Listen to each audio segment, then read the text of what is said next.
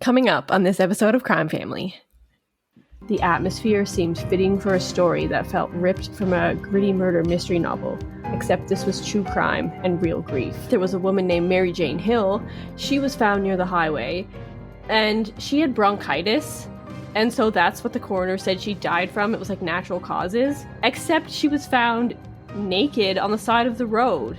The discrepancy in local newspaper coverage was stark. The white women were mentioned in 511 articles, whereas the Indigenous women were mentioned in only 82 articles. Stephen Harper was like, it's not really a Canadian issue, it's an Indigenous problem. And it's like, well, it is a Canadian issue.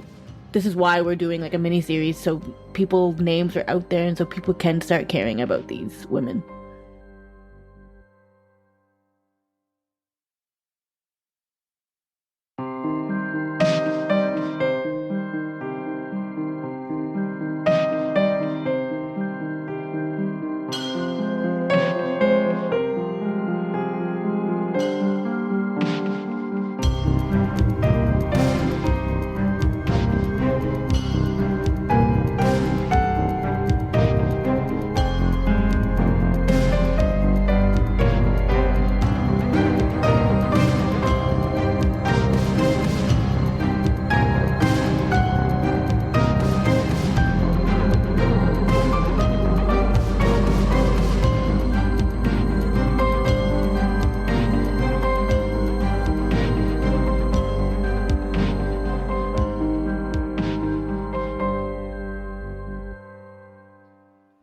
Hey everyone, welcome to Crime Family. This is our fourth and final episode in our mini-series of the murdered and missing Indigenous women in Canada.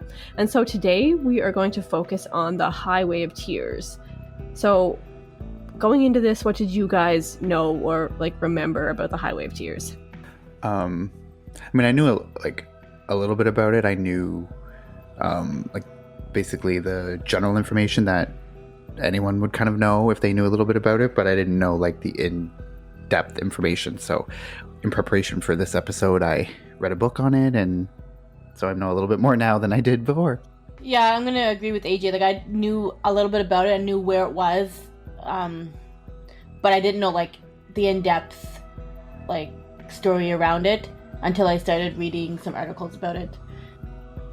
Okay, yeah, I was the same. So I'm just gonna kind of give a description and describe what the Highway of Tears actually is, just so everybody knows what we're talking about here. So the Highway of Tears is an approximately 725 kilometer stretch of highway that runs between Prince George and Prince Rupert, British Columbia. And it was dubbed the Highway of Tears because of the large number of Indigenous women and other women who have disappeared from this highway. The exact number is unknown, and RCMP say that it's around 18, but if you talk to Indigenous communities that are familiar with the highway, they say it's closer to 50. So this highway is surrounded by vast wilderness with sporadic communities scattered throughout. It's really remote, and it's very much underserviced. So at night there's no rest stops for hundreds of kilometers. There's no street lights. It's pitch black, and it's just you picture, just when you picture Canada, just the open wilderness, all forest, mountains. That's what it is. And there's just this highway that runs through, so it's super desolate. So while it is very remote and underserviced, it is an essential connection between all of the communities that are out there in that area. And because of its size and remoteness, bus service is very minimal, and in some places it's non-existent along the highway. And due to the marginalized populations that live in these communities, mostly Indigenous, a personal vehicle is really an unobtainable luxury for many of them, and so they resort to hitchhiking, and it's quite common, and it has been for decades along this highway. Like I said, there's very few places to stop in terms of rest stops or emergency services for long stretches of the highway, and even cell phone service is sporadic. And so this highway has been kind of the dumping ground, or the last place that a lot of Indigenous women have been seen in Canada. So I just want to read a little snippet from an article from the New York Times written by Dan Levin about his experience while he was on the Highway of Tears researching. says, quote, "The skies over northern British Columbia were grey and ominous as I began a 2-day road trip to report on the scores of Indigenous women who have gone missing or murdered along a desolate stretch of highway. The atmosphere seemed fitting for a story that felt ripped from a gritty murder mystery novel, except this was true crime and real grief." So it just kind of like sets the tone for decades of missing and murdered people along the highway. So one of the things that I mentioned is hitchhiking is really common along the highway, and there are billboards up now that are kind of warning women against hitchhiking. But there was like a problem with these billboards like back in the day. They were kind of almost like shaming those who were hitchhiking, kind of increasing the stigma of, if you're hitchhiking, you're putting yourself in danger, so it's kind of your fault, your responsibility that you're out there. So I think they are doing a better job of promoting the dangers of hitchhiking while, you know, not shaming those who don't have any other way to travel. So that's one improvement. But I mean, what do you guys see as like the biggest problems that feel like an easy fix for this highway? For me, one of them is like having regular bus routes or bus stops or more shelters or more people patrolling these desolate areas along the highway.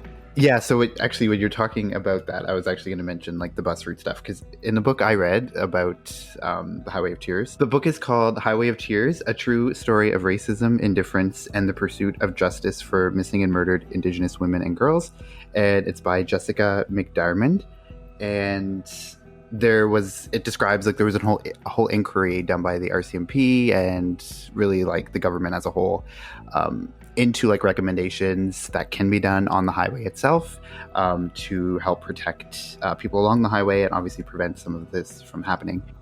The Canadian Encyclopedia, it talks about kind of what Katie said about having like RCMP patrol the area, or have like better bus services and better transit services to help the people who want to walk that highway, like to get from point A to point B. And also maybe to have I'm not sure, I don't know if I read this anywhere or if you guys mentioned it, but like having like it more lit, like brighter than most highways, because I know some like from pictures and stuff, it looks like a really dull highway. So like to have it like a lot more brighter would also be a very easy fix and more safe for the people who are walking up and down that highway. Yeah, there is places where there are no streetlights at all along the highway. But I guess I'm thinking, if it's that remote and there's only like you hitchhiking and one other car, like what is a streetlight really gonna do if that person's there to murder you? I mean, I know it would help, but I think there does need to be more than just streetlights, obviously. When I was researching as well, there was a lot of like Greyhound buses that would go up and down those routes, but because of the low ridership, they kind of pulled a lot of those routes out. So there's even less than there used to be. I know that there was in the works transit system, an actual transit system, not like a Greyhound, but you know how they have buses in big cities. It was kind of like that kind of network being talked about. And I mean, there's like sketchy stuff scattered out through all of this, each case when you talk about it. Like when you look at, I was reading one article by David Hume for the Globe and Mail, and in 2006 there was a report that had recommended that BC government set up a shuttle bus service along the routes on this highway. That never happened, even though the government was being pushed to act. And then again in the summer of 2014, the Department of Transportation traveled along the Highway 16 corridors, and they held face-to-face discussions with over 80 communities. And they met with 12 First Nations, and they spoke with 13 different municipalities and regional districts. So I think they were trying to figure out like the best way to build this transit system. But then in November of 2014, there was like a Freedom of Information application asking for all government records that make reference to the issue of missing women along Highway 16 and specifically including records related to meetings held by the ministry on this issue. So even though there was all these meetings and like these plans were in place, for whatever reason, there was no records. Apparently someone had been going in and deleting all the emails and records of these meetings and communications. And one employee claims that he told his boss that there were records on Highway 16 and that his boss told him to delete everything. And then when he refused to do that, his boss went in there and like, quote, triple deleted everything off his computer. And his boss says that that's not true. He denies it, but then he did resign after he was questioned about this. So it's like, what is going on? Why don't they want people to know about these records that they have? So that's just like one sketchy step in all of this. Yeah, as you were talking about that, there was a lot of talk about that in the book that I read as well, the Highway of Tears book, about things being triple deleted from like computers, which is obviously, and then they described like triple deleting, like it's a very intentional act. It's not like you accidentally delete something. It's like it takes like 3 steps. It's like deleting it from where it went to, and then all the backups that it would go to, like making sure it's completely erased. Deleting it from your inbox, and then deleting it from your deleted folder, and then like it's not an accident. Sorry, what I was talking about before, the Highway of Tears Symposium was like an event that was held, and it was between like members of the Indigenous community and law enforcement and like government officials. So it was a huge event that was like years in the making.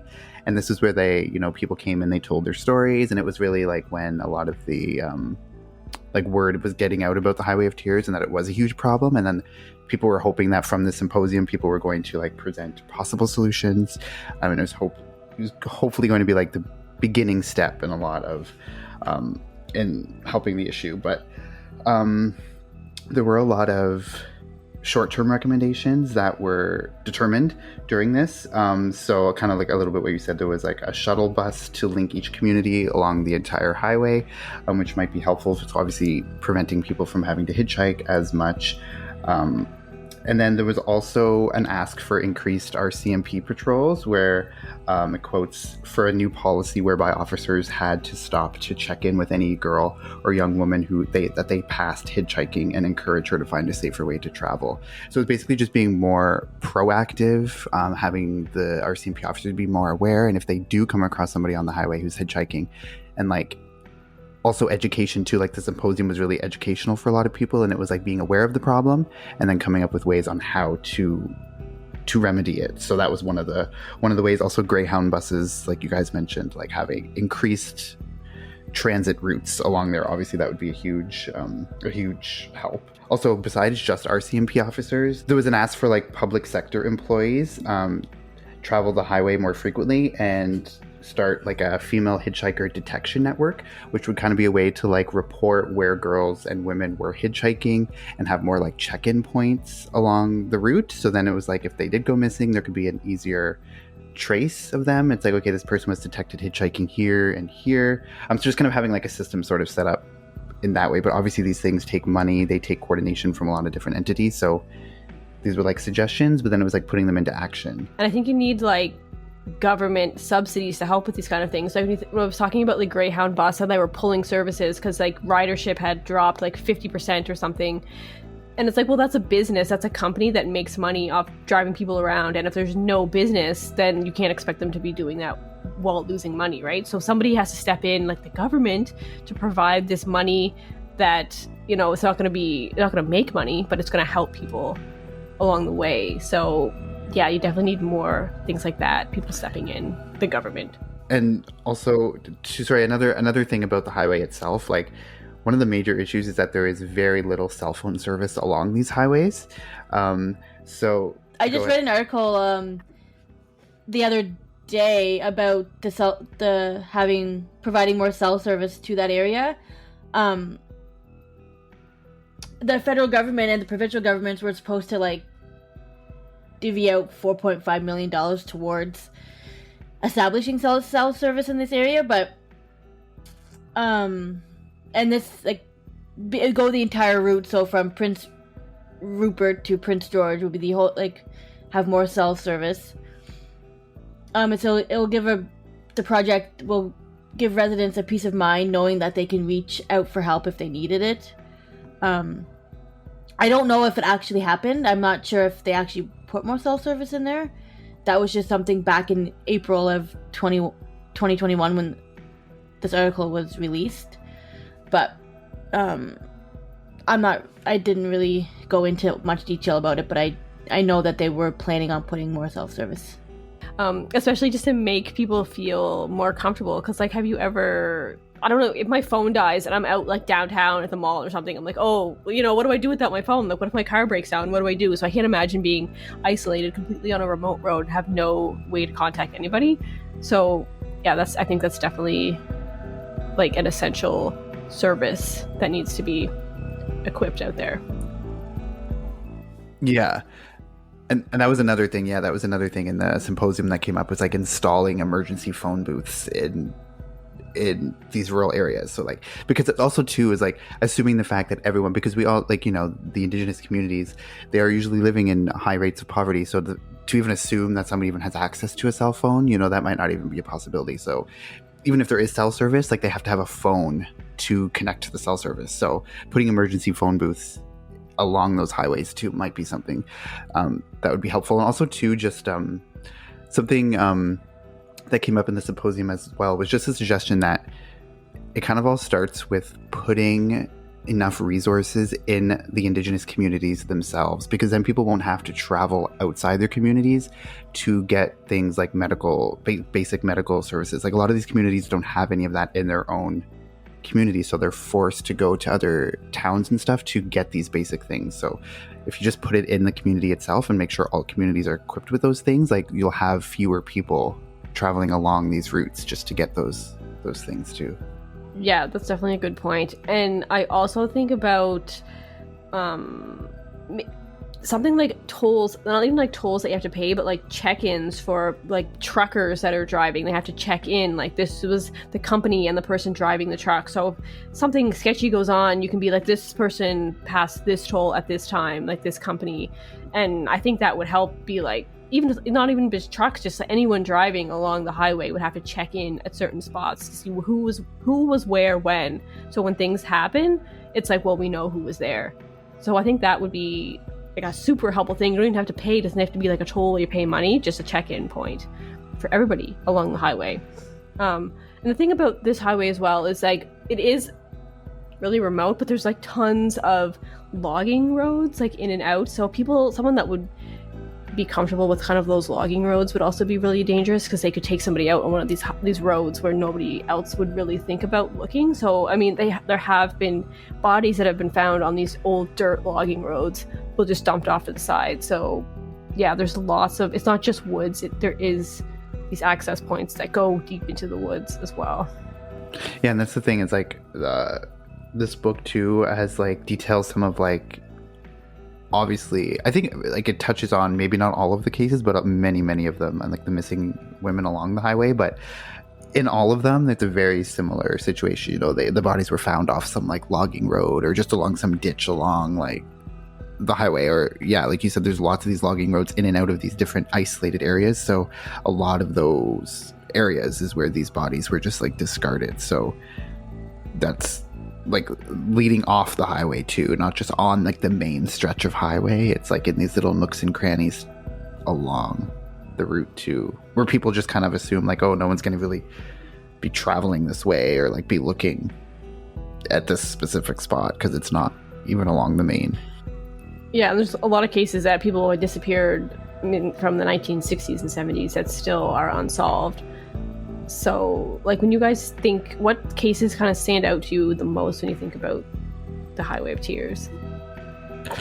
Well, what's interesting, I was actually just going to mention, so reading this book, The Highway of Tears, like halfway through the book, they mention the case of the missing woman. Her name was Nicole Hoare, and they're talking about like the chapter that focuses on her disappearance.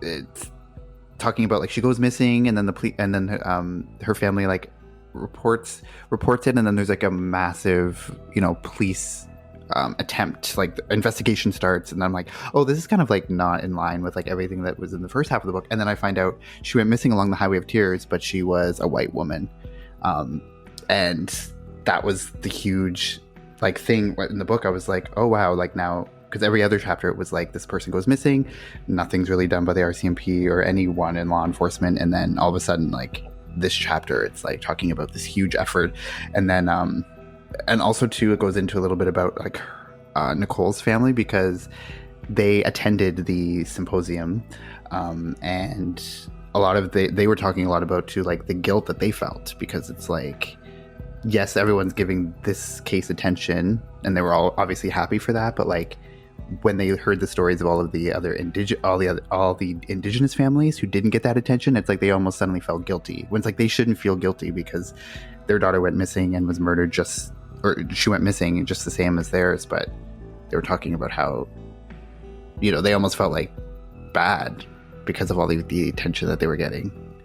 And I don't know, like I can imagine how that would feel too. It's like you don't want to feel bad that your daughter's missing person's case is getting attention, but I guess you would if no one else's is, or especially to that extent.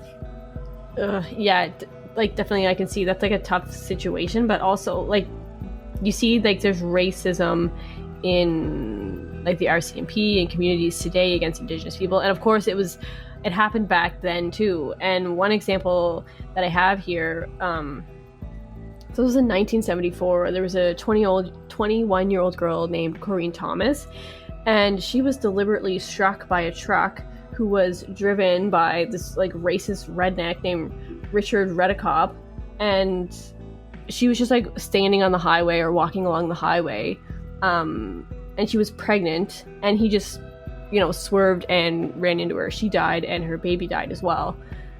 And the crazy thing about this is that guy's brother, so Richard's brother Stanley, he ran over and killed Corrine's cousin Larry Thomas on the same road a couple of years prior to Corrine's death.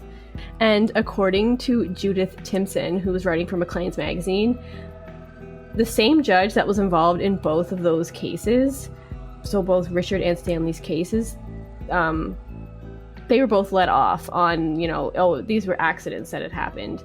And it came out later that Richard, even though he was let off, it came back later confirming that it was intentional, but like no other charges were laid against him. And it also came out that that judge in the case was involved in alleged he hit and killed somebody while he was drinking, and he was just like let off with a slap on the wrist. This was years before this had happened, so it was kind of like he was, I don't know, paying it forward, like, oh, I did the same thing, so, you know, I'm gonna feel sorry for you. So it's like this whole system of like just like fucked up decisions, and definitely racism that was happening. These deliberately killed these women or these two people, and, you know, they got let off. So those are like some of the earliest examples along this highway. Also, this was also back in the 70s, 78, there was a woman named Mary Jane Hill. She was found near the highway, and she had bronchitis, and so that's what the coroner said she died from. It was like natural causes, except she was found naked on the side of the road. Maybe she did die of bronchitis, but like somebody left her there and then she died. Like it wasn't like bronchitis made me naked on the side of the road. Yeah, exactly. It's like obviously there was foul play involved somehow. That might not have been her cause of death might have been bronchitis in the end, but something led her to being like dumped face down in this random place. Yeah, she died of bronchitis because someone dumped her on the side of the road and she couldn't do anything. Like that's why. Yeah, like she may not have died from that if, you know, someone hadn't, you know, maybe beaten her up and dumped her on the side of the road. So it's kind of amazing how that was just deemed natural causes and put to bed. Yeah, and there's when I was reading like an article about like each victim and like what they died from, and like some of them are solved and some of them aren't. But the ones that I found kind of interesting were there was 3 of them, and all 2 were in 1981 and 1 was 1982, and they were all killed by a serial killer named Edward Dennis Isaac. He was eventually charged with all 3 of the murders. And I was just reading about them, and like it was just so disturbing to me. One of the girl's name was Jean Mary Kovacs, and her body was found naked in a watery ditch about 40 kilometers east of Prince George. The police say that she died from a bullet wound to the head, but she actually had 4 gunshots to the head and not just one. But that's just like one of the victims that I was reading about. There's just 3 of them in a row that they actually found who killed them, and it was the serial killer Edward Dennis. Yeah, Isaac. And the thing about this highway is like, it's, you know, when people talk about it, they're always like, people describe it as the perfect place to dump a body, or it's the perfect place to abduct somebody, because like we said, there's not really there's no lights, there's no service areas, there's nobody around, so people can just get dumped on the side of the highway. But it's kind of scary how many actual serial killers they think are along this highway. Like even now they think there's still some out there killing, because there's still girls going missing and dying. So it's like, who is doing all this? And a lot of them are like really similar when they find the bodies. Like another guy that I want to talk about, serial killer, his name was Bobby Jack Fowler.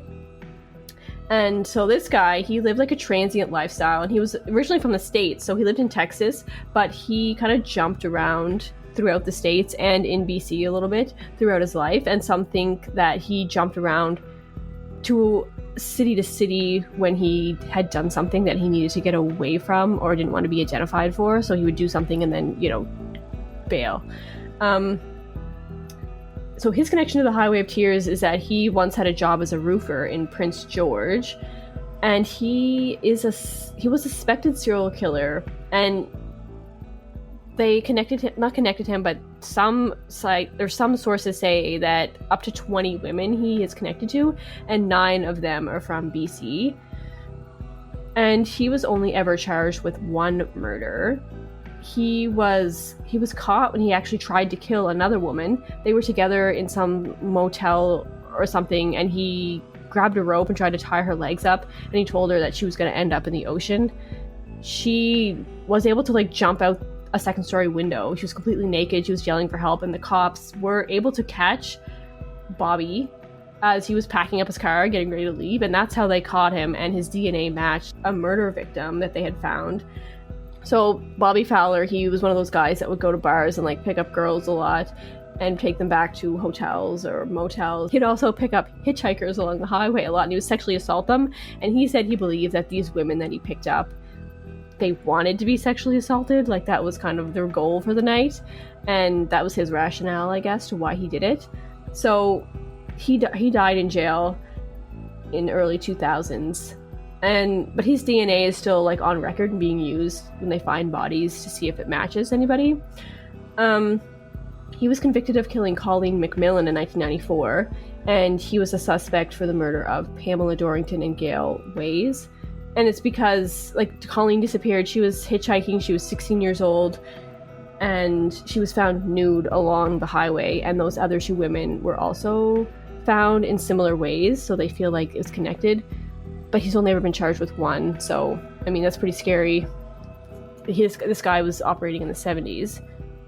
Yeah, it's crazy. Like it's crazy, and I think there could be multiple serial killers that kind of operated along this highway too, because a lot of them know that if their targets are these, you know, people living transient lifestyles or like Indigenous women who like people know that it's easier for them to go missing and no one's going to notice. So like it's easier for these serial killers to rack up like dozens of victims undetected, and no one would ever know, because obviously, like I said before, if their first victim was a white girl with blonde hair, blue eyes, like that's going to catch a lot more attention of the media, and they know that, so these serial killers can get away with doing stuff like that, which is really sad. Another thing they mentioned too in the book, talking about like systemic issues too, was there was a lot of talk about this judge, David William Ramsey, who was originally from Nova Scotia, but he ended up moving out to BC, and he was a lawyer. He actually got indicted in the early 2000s for sexually assaulting a lot of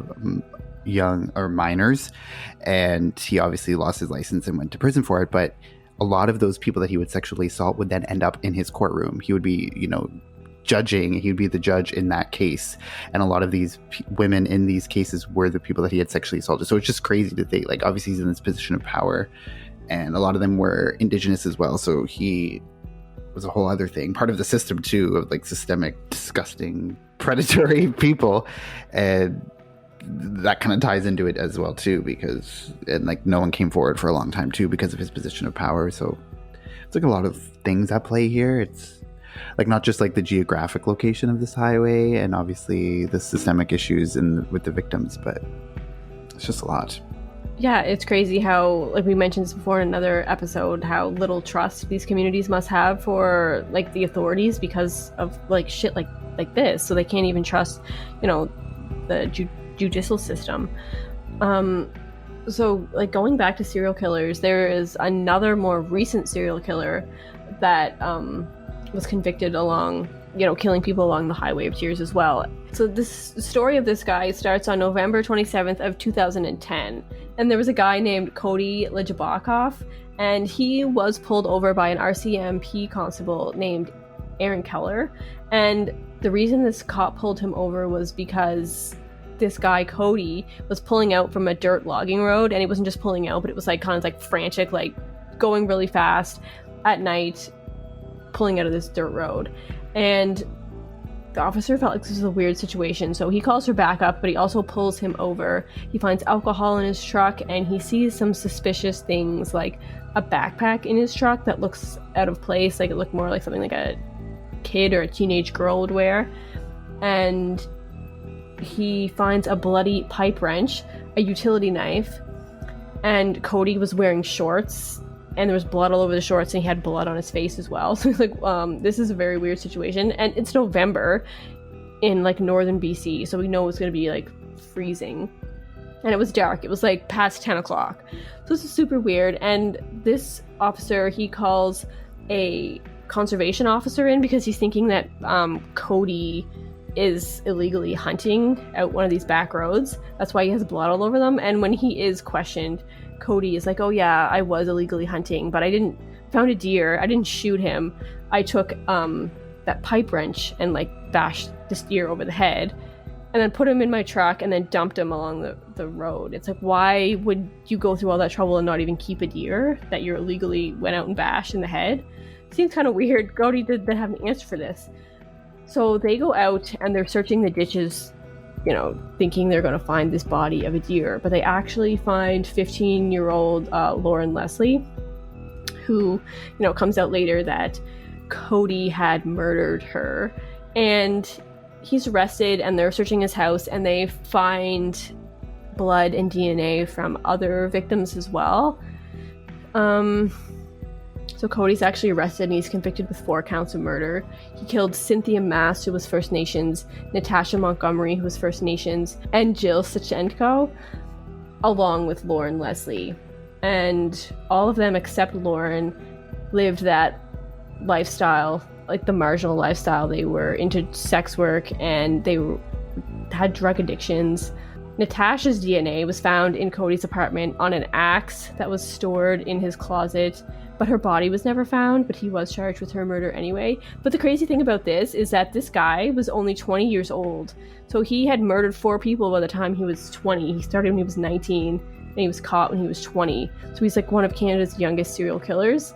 So that's just like scary. This all happened in like the Prince George area of BC.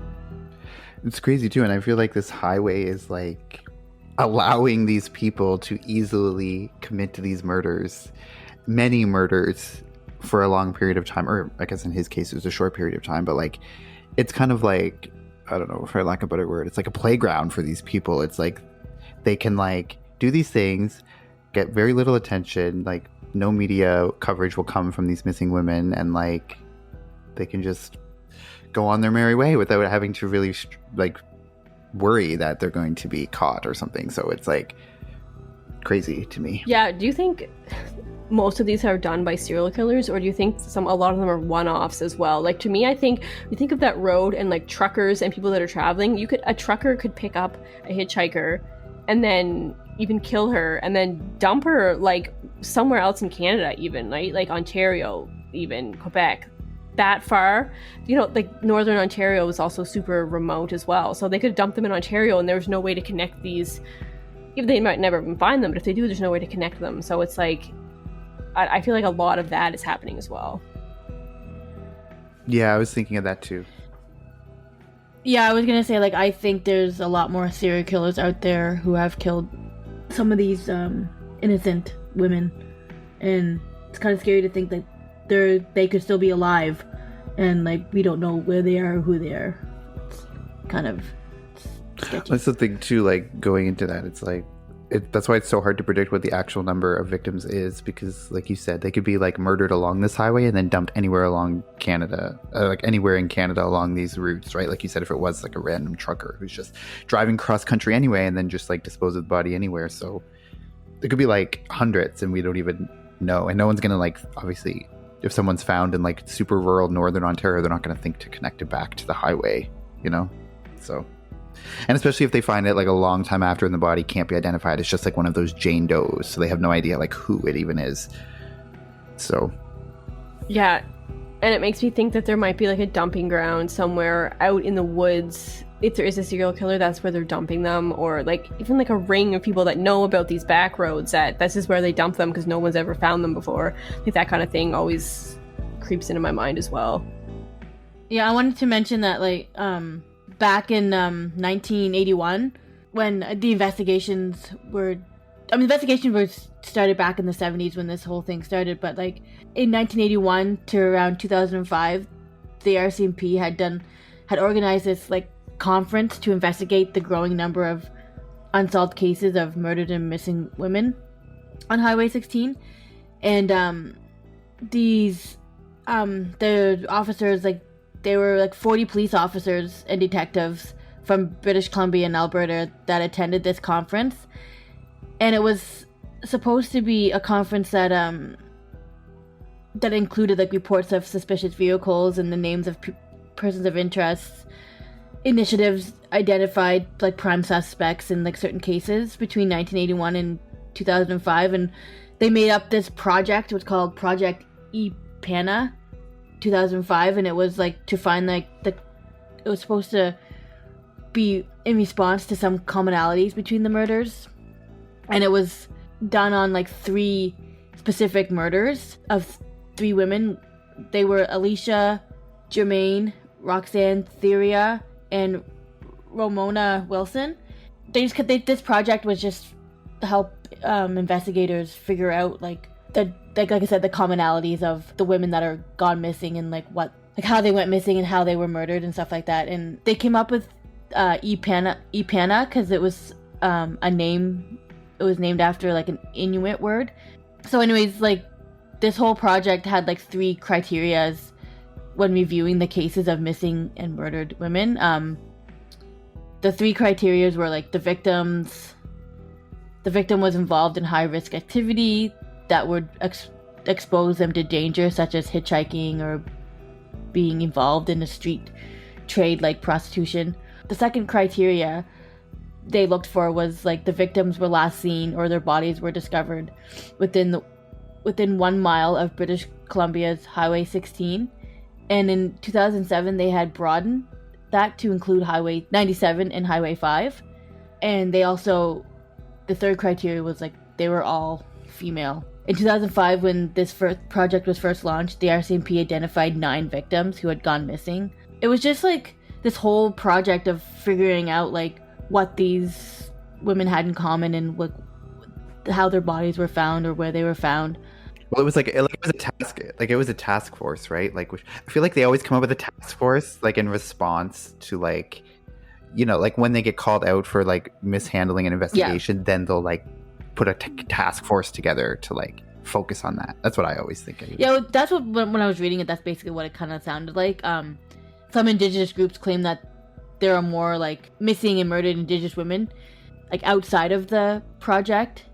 Obviously, like the project that they've only did it to 2005, so like since then there's been like lots more of cases. So I don't really think it didn't really work that well in my opinion, but I thought it was still ongoing. Like I don't know, maybe not EPANA, but they are still have like task forces out there investigating this kind of stuff, even though they have cut funding like multiple times. So it's like they're, you know, in appearance they're still working on it, but not as much as they probably should be. And I was watching a 48 Hours mystery documentary called The Highway of Tears, and they were kind of going over all of the cases that they had since the 1960s, and they apparently have interviewed over 60,000 people in response to the Highway of Tears missing and murdered. So it's not like they, didn't do anything. They have done a lot, but they just haven't been really getting anywhere. And they got some people, but you know what I mean? Like, there's still an ongoing problem, so... And also, too, like we were talking a little bit before about, like, the government obviously has a huge part in it, too. Like, there's a part of this book here, too, where they talk about when Stephen Harper was prime minister. He pretty much came out and said, like, they quote him in the book, like, it's not high on our priority list. Missing and murdered Indigenous women is just not right now on our priority list. So then it was when Justin Trudeau became prime minister in 2015. He, within 6 months of being prime minister, he had, like, set up a new, like, I guess a task force, and he, like, put a bunch of funding into the investigation to this again, and then that kind of dwindled over the years again. So was he actually legitimate in that, or, like, that was one of his promises, like, in his campaign, was to focus on that? So, like, it might have just been, like, an initial thing to, like, for appearance's sake, but, like, then the funding did dwindle after that as well. So the funding is nowhere near right now as to what it was before, like back even in 2015. Yeah, I remember watching one of these documentaries, and it did say Stephen Harper was like, it's not really a Canadian issue, it's an Indigenous problem. And it's like, well, it is a Canadian issue. I know, that is exactly. Canada. That is Canadian. Like, an Indigenous problem is a Canadian problem. So it's like, F you. And then Trudeau came in maybe to make it look like he cared and, like, gave all this money in task force, and then kind of stepped back a bit from that. So, I mean, it really is not as good as it should be at all. And also, too, there was something in the book I wanted to mention, too, like, just about, like, the whole media piece again, like, talking about the media coverage. So I'm actually just going to read, like, a portion of this section of the book, because I want to make sure I, like, get it right. So I'm going to, like, read directly from the book, but it's from page 137 in the book by Jessica McDermott. So just so it says, Indigenous women and girls in Canada, although far more likely to be victims of violence, sexual assault and abuse, and homicide, have received less media coverage and less sympathetic coverage. In a 2010 paper entitled Newsworthy Victims, exploring differences in Canadian local press coverage of missing, murdered Aboriginal and white women, sociologist Kristen Gilchrist noted that previous research showed severe violence, especially murder, was considered newsworthy, and that crime against young and elderly white females was particularly so.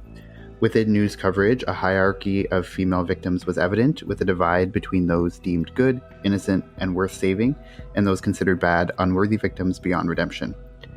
And then a little bit later on, it goes on to say, so she analyzed news coverage of 6 cases of women who disappeared between 2003 and 2005. 3 were Indigenous and 3 were white. Otherwise, they were all of similar backgrounds, all attended school or were working, all maintained close connections with friends and family, and none had connections to sex work or were believed to be runaways. The discrepancy in local newspaper coverage was stark. The white women were mentioned in 511 articles, whereas the Indigenous women were mentioned in only 82 articles.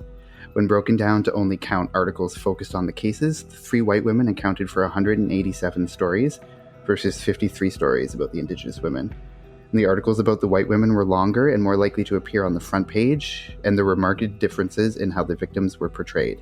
In headlines, the Indigenous women were usually described impersonally or rarely by name, whereas the white women were referred to by their names in headlines, written as heartfelt, personal messages from the victims' friends and family to the women. So it just goes to show you, like, just from that small study of, like, 3 Indigenous women and 3 white women, like, the drastic differences in just that. It's crazy. And I believe every word of it, because, like, you just know. I feel like it's part of a thing now too, like, because it's much more known in, like, the widespread consciousness now that, like, it is a problem, and it hasn't been given much attention. So I think people just know that it's happening, and that they aren't given the same credit or the same coverage as missing white women. Yeah, and in the documentary that I mentioned earlier, the 48 Hours one called The Highway of Tears, it mainly focused on 2 cases. Both of them were not Indigenous. And the one they focused on the most was the case of Madeline Scott, who disappeared from Vanderhoof when she was camping at a party with her friends. They all left and she was there, and then they just never saw her again. And so that was the focus on this. They're talking about some suspects of this other woman in the documentary who was also not Indigenous. And they're like, yeah, we think that he killed her and also, 3 other women. They didn't even name these other women, and I'm pretty sure a couple of them were Indigenous, but they didn't even name them. It's like, the headline is these white girls went missing, but these other ones could have been hurt as well. So it's just like it was super evident in this documentary as well about what you just said. Yeah, and it's just like they're just like a number basically. They're just like, put like a case file number to their name. They're not like an actual person.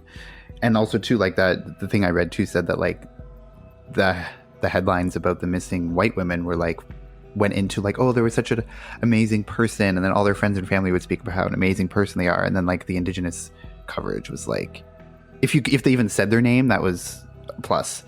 They didn't really go into much about their background at all, or their, you wouldn't hear friends or family speak out about how great they were.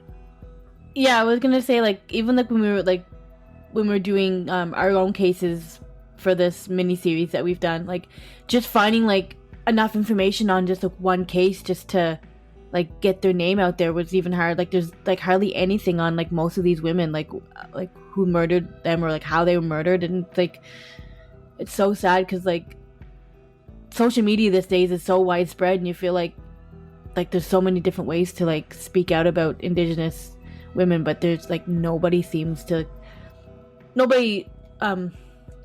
care. But like this is why we're doing like a mini series, so the people names are out there and so people can start caring about these women.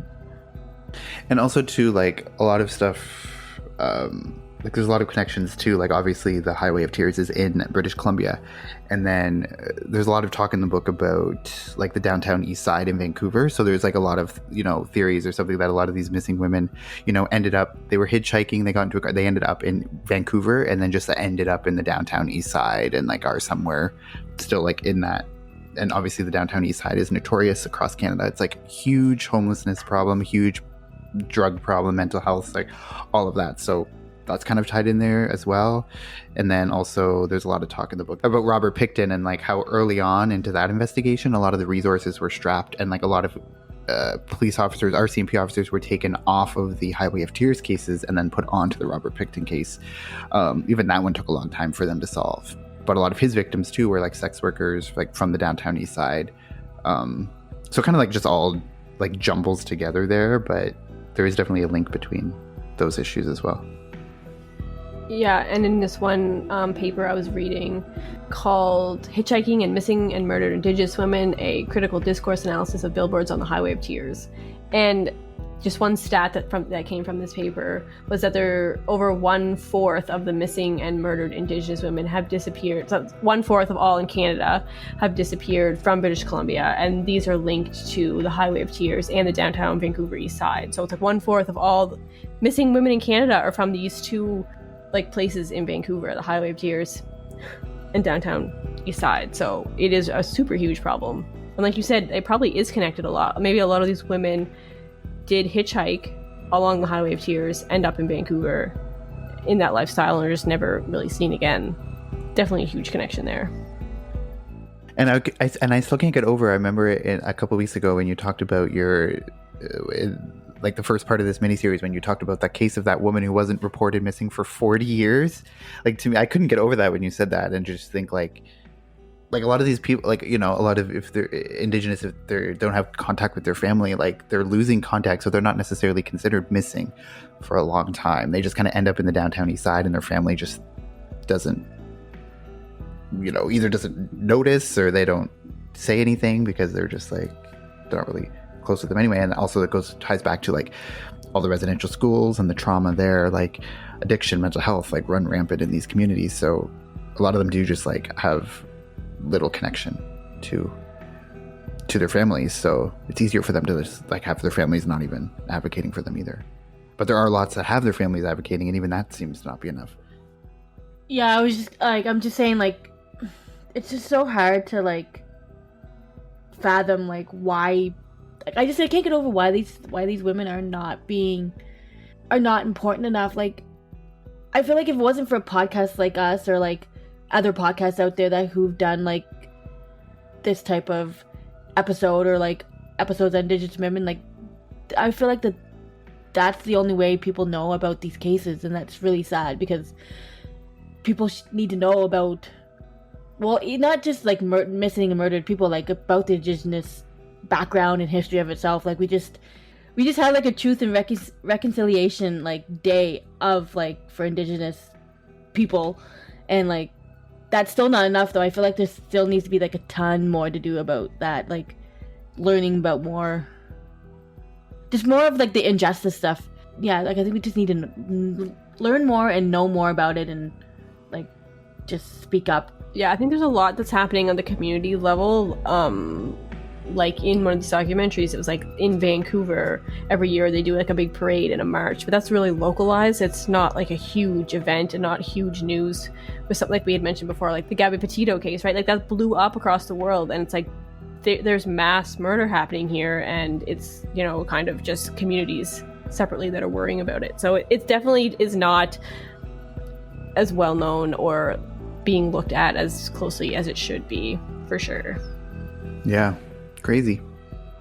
And we'll put some links in the show notes where you can find resources on information about the background of Indigenous peoples in Canada, and also the link to the website that includes a list of a lot of the missing and murdered Indigenous women and a little bit of their background, just so you can look more into any of those cases that are of interest to you.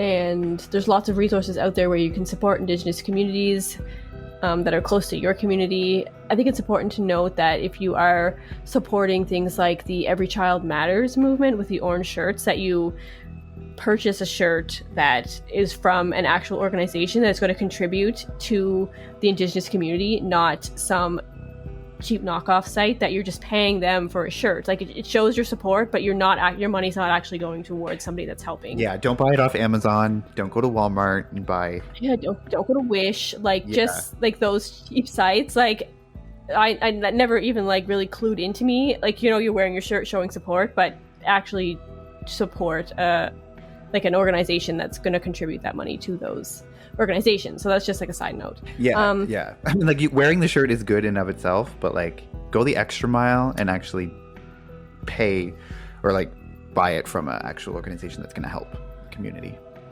Yeah, and if ever you're going to donate money to anything, like make sure it's a legit organization that is doing what they're saying they're doing, and not some random like GoFundMe. Maybe. Yeah, like do your research. There's lots of good stuff online. Lots of stuff out there that will tell you, and just familiarize yourself with the charities that are doing good in the community, and familiarize yourself with like that kind of thing. It just takes a quick Google search and you'll find very quickly which ones are legit. So that's all we have for you today. Thank you for joining us, and you can find us on all social medias. You can find us on Facebook at Crime Family Podcast, on Instagram at Crime Family Podcast, on Twitter at Crime Family Pod 1, and we also have an email address, crimefamilypodcast@gmail.com. So send us an email, and hope to see you next time. Bye. Bye. Bye.